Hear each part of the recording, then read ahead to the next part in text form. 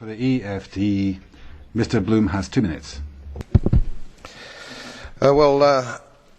Commissioner, Mr. President, I rise again, I'm afraid, to make the same old hoary speech that I have been making here for several years, and that is, it is my opinion that you do not really understand the concept of banking.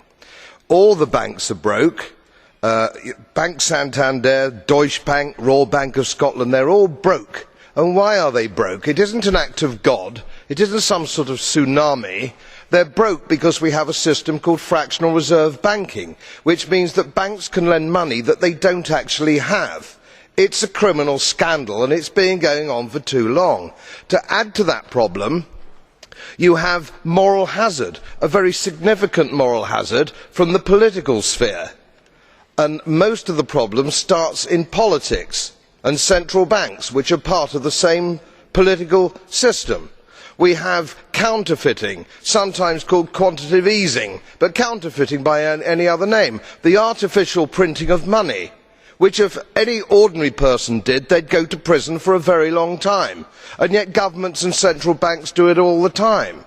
Central banks repress the amount of interest that rates are, so we do not have the real cost of money. And yet we blame the real retail banks for manipulating LIBOR. The sheer effrontery of this is quite astonishing. It is central banks that manipulate interest rates, Commissioner.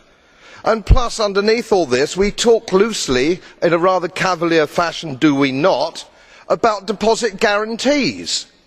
So when banks go broke through their own incompetence and chicanery, the taxpayer picks up the tab. It is theft from the taxpayer. And until we start sending bankers, and I include central bankers and politicians, to prison for this outrage, it will continue. Grazie per il gruppo.